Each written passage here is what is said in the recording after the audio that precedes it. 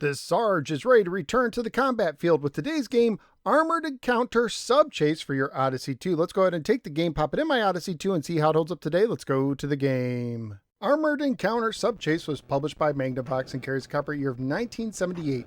The front of the box says the following: Armored Encounter, a realistic simulation of armored warfare. Sub-Chase, low-flying jets hunt for enemy submarines. Both games are single-screen games for 2 players only. Armored Encounter is a one-on-one 3-minute round tank game which uses tank controls, pressing right or left to rotate, up to go forward in whatever direction you are facing, down to go backwards, and you press the button to fire. You can hold down the button for repeated firing, but you can only have one shot on screen at a time. The game has 12 variations which you could choose using the letters A through L on the keyboard. These variations can include mines represented by white X's, various added barriers, and even the ability to guide your shots after firing them with your joystick. One interesting aspect of the game is that you're limited to 20 shots, with your last 3 shots becoming slightly darker to let you know that you're almost out of ammo. If both players run out of shots, which can happen a lot, before the timer expires, the game ends prematurely. Sub-Chase features one player controlling a sub on the bottom and the other player controlling the jet in the air.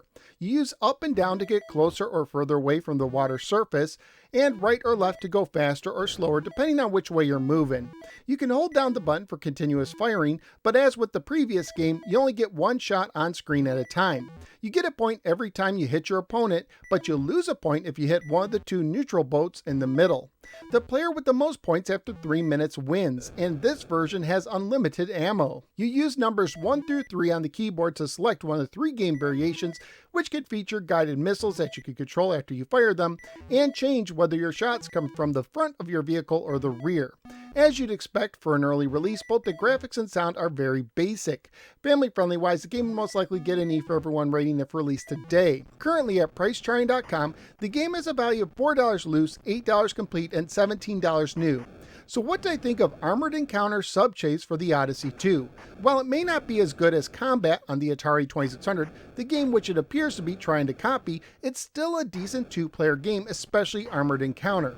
Sub-Chase is okay, I guess, but it's very difficult to hit your opponent. Armored Encounter was more enjoyable and has more variations, but I don't know that I care for the limited ammo. It was also very hard for me to notice the difference in my shots when they were running low. This game also has a problem that when you're hit, you don't move. This can lead to situations where your opponent is able to get several consecutive shots on you. However, for a 2-player game, it's still pretty fun, and it is a game I wouldn't mind playing again. Usually at this time I rank the games based on the single player experience, but since this is a 2-player only game, instead I'm going to use my 4-tiered scale, with Hall of Fame being the best, followed by solid, then meh, and ending with trash for the worst.